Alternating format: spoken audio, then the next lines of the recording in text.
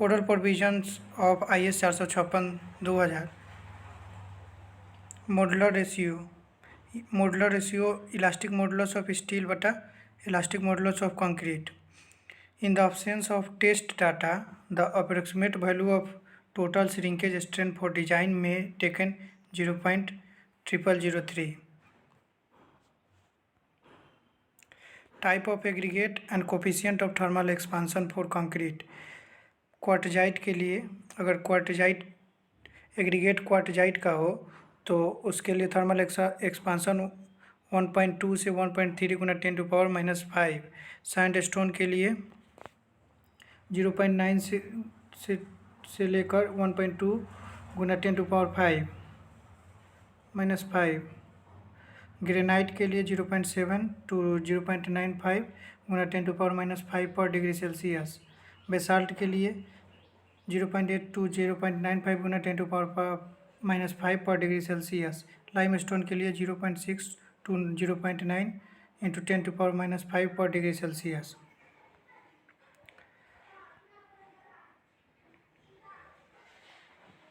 Workability of concrete. Placing condition, degree of workability, slump value. Placing condition, अगर building concrete हो, Cello section हो, pavement using pavers के लिए हो तो वहाँ पे वेरी लो वर्केबिलिटी ही चाहिए और स्लम्प का वैल्यू 25 से कम होना चाहिए। और mass concreting lightly reinforce section of slab है, बीम है, वॉल है, कॉलम है, फ्लोर और हैंड प्लेस्ड पेवमेंट है, कर्नल लाइनिंग है और स्ट्रिप फुटिंग है तो वहाँ लो वर्केबिलिटी की आवश्यकता होगी और स्लम्प वैल्यू 25 से 75 mm के बीच होना चाहिए। 25 से 75 mm के बीच होना चाहिए। और heavily reinforce section in slab beams, wall column, slip form work, pumped concrete medium workability चाहिए और उसका स्लम्प वैल्यू 50 से 100 के बीच होना चाहिए। ट्रेंच फिल और C2 पाइलिंग के लिए हाई वर्केबिलिटी चाहिए और उसका स्लम्प वैल्यू 75 से 100 mm होना चाहिए। ट्रीमी कंक्रीट के लिए वेरी हाई वर्केबिलिटी चाहिए और उसका स्लम्प वैल्यू 100 से 150 mm होना चाहिए।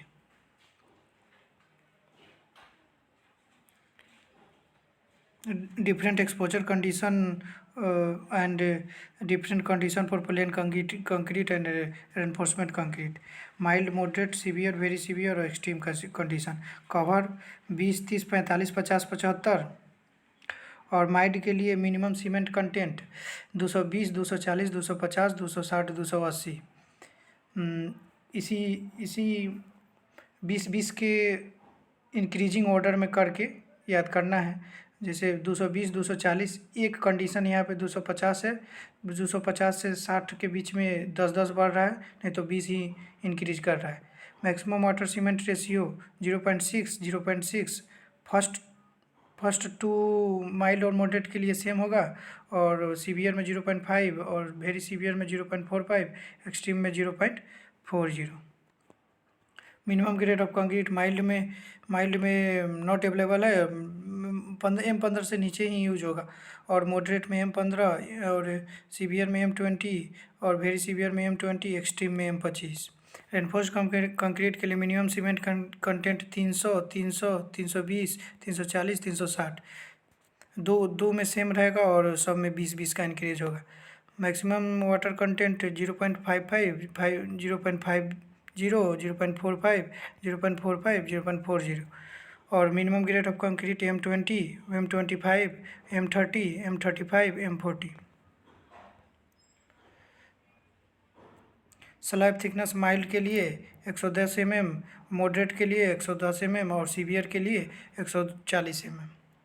Type of concreting work and minimum grade of concrete. PCC के लिए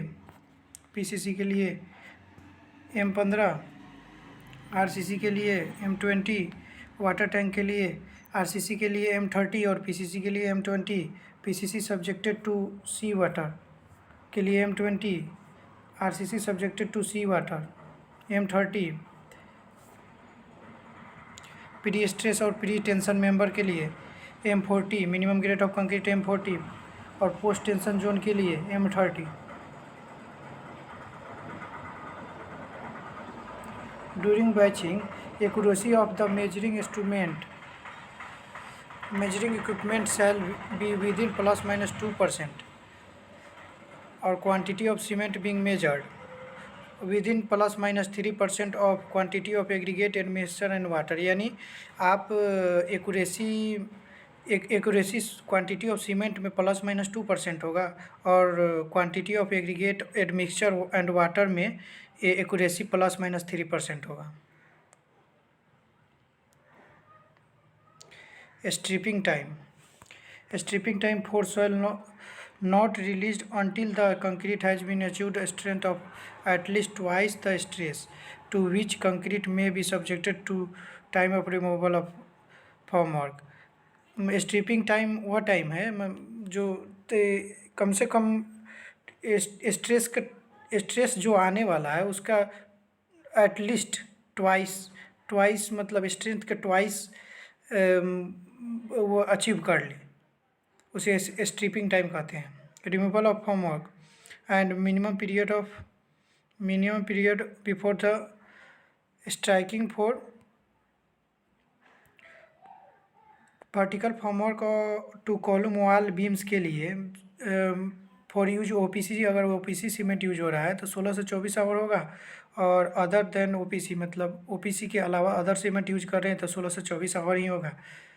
soffit formwork to slab props refix immediately after removal of formwork. तो ओपीसी अगर यूज हो रहा है तो 3 days और अदर देन ओपीसी है तो 7 days. सोफिट फॉर्मवर्क और बीम प्रोप्स रिफिक्स्ड इमीडिएटली. यहाँ पे 2 नंबर में स्लैब है और 3rd में बीम है. ये की पॉइंट है. इसके लिए ये पहले वाला में स्लैब के लिए 3 days है और बीम के लिए 7 days है. 7 days ओपीसी के लिए और अदर देन ओपीसी के लिए 10 days. Props of slab span अगर 4.5 मीटर और उससे कम हो तो ओपीसी के लिए 7 days और other than OPC 10 days. Span अगर 4.5 मीटर से ज़्यादा हो तो ओपीसी के लिए 14 दिन और फिर अदर देन ओपीसी के लिए भी 14 दिन.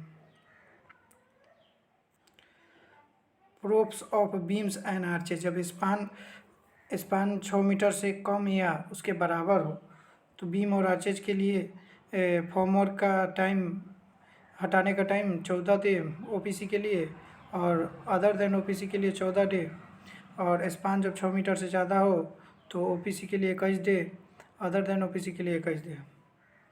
Characteristic strength of concrete 0.67 FCK होता है. डिजाइन स्ट्रेंथ होता है 0.447 FCK.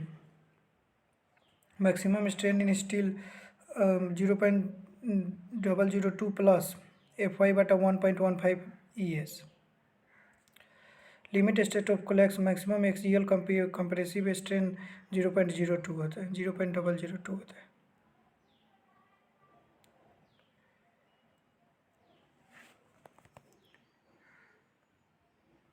इंटेंशन AP 250 के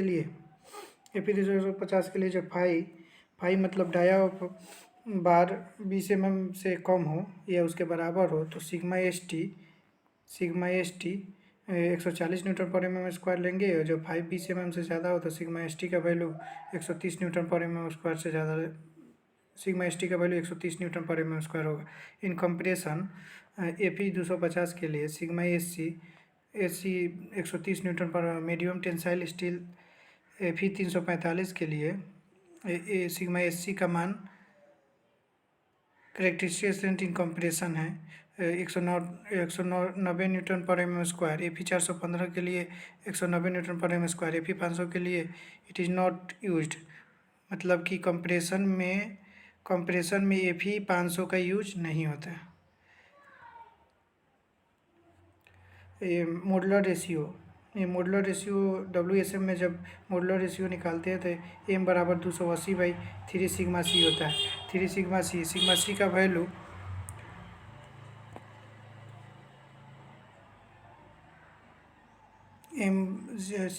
सिग्मा C का वैल्यू ग्रेड ऑफ कंक्रीट के 1/3 के बराबर होता है. और M का वैल्यू M15 के लिए M20 के लिए 13 और M25 के लिए 11, M30 के लिए 9 और M35 के लिए 8, M40 के लिए 7।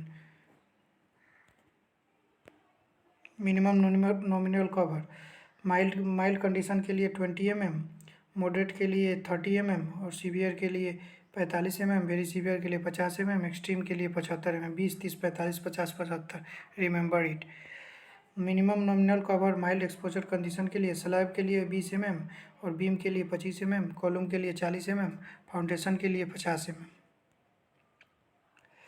अब design load maximum of limit state of collapse. जब लिमिट स्टेट ऑफ कोलैप्स हो तो dead load plus live load का जब कॉम्बिनेशन हो तो 1.5 से गुना करेंगे। डेड लोड या प्लस विंड लोड का कंडीशन हो तो 1.5 से गुना करेंगे। जब dead load plus live load plus wind load हो, जब विंड लोड हो या अर्थक्वेक लोड हो तो 1.2 से गुना करेंगे। जहाँ विंड लोड लेंगे वहाँ अर्थक्वेक लोड नहीं लेंगे।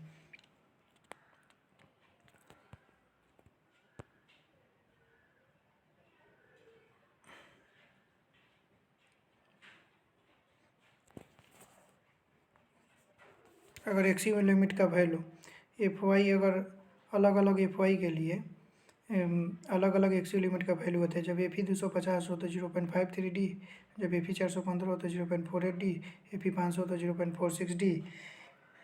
एमयू लिमिट QFC के BD स्क्वायर। जब FE 250 हो तो Q का वैल्यू 0.148 होगा, FE 415 हो तो 0.138 होगा, FE 500 हो तो 0.133 होगा। Minimum area of tension enforcement minimum 0.85 BD/FY होता है और maximum area of tension enforcement 4% of gross cross section area होता है। 4% ऑफ ग्रॉस सेक्शन एरिया होता है।